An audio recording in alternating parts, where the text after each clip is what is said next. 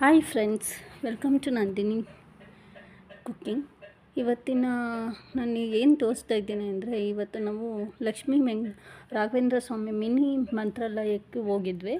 ಅಲ್ಲಿ ಹೋದಾಗ full rush ಇತ್ತು. ಇದು ಸೇಮ್ ಮಿನಿ ಮಂತ್ರಾಲಯ ರಾಘವೇಂದ್ರ ಸ್ವಾಮಿ. ಇದು ಸೇಮ್ ಮಂತ್ರಾಲಯಕ್ಕೆ ಹೋಗೋ ರೀತಿಲೇ ಇರುತ್ತೆ, ಅಷ್ಟು ಪ್ಯೂರು. ಮತ್ತು ಏನು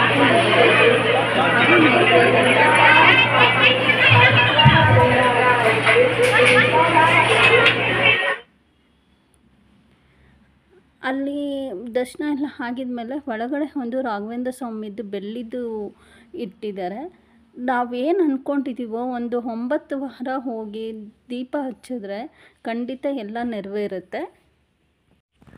ಅಲ್ಲಿ ಮುಂದೆ ಬಂದರೆ ಸಾಯಿಬಾಬಾ ಟೆಂಪಲ್ ಇದೆ, ಅದು ತುಂಬ ಫೇಮಸ್ಸು.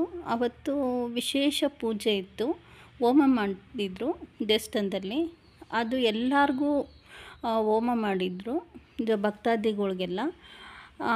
ಯಾರು ಬೇಕಾದರೂ ಹೋಮಕ್ಕೆ ಹಾಕ್ಬೋದು ಅಂತ ಹೇಳಿದ್ರು.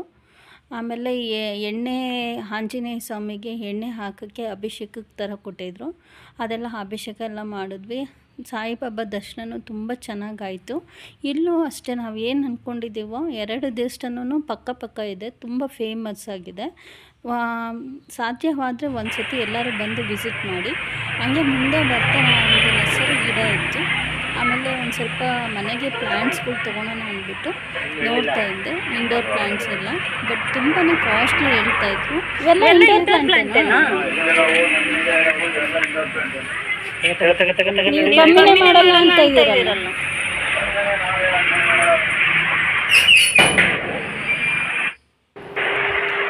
ಮನೆಗೆ ಬಂದರೆ ಇದೊಂದು ಅಷ್ಟು ಗಿಡ ತೊಗೊಂಡ್ಬಂದು. ನೆಕ್ಸ್ಟ್ ಬ್ಲಾಗಲ್ಲಿ ನಾನು ಕಂಟಿನ್ಯೂ ಮಾಡ್ತೀನಿ. ಬಾಯ್, ಸಿ ಯು.